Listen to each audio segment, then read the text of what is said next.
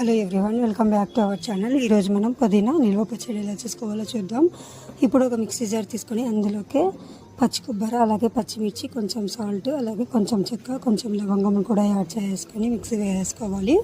ఇలా 50 to 70% mixie వేసుకున్న తర్వాత కొంచెం పుదీనాను కూడా వేసుకొని ఇప్పుడు కొద్దిగా వాటర్ వేసుకొని పేస్ట్ లాగా మిక్సీ వేసుకొని పక్కన పెట్టేసుకుందాం.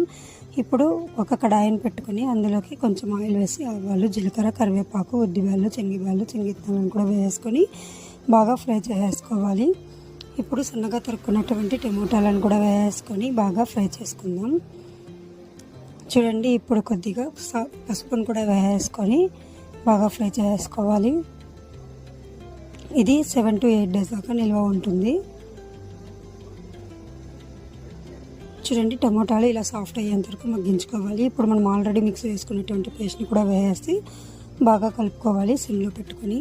చూడండి, ఆయిల్ ఇలా పైకి తేలేంత వరకు మగ్గించుకుంటే సరిపోతుంది. అంతే అండి, చాలా ఈజీ కదా.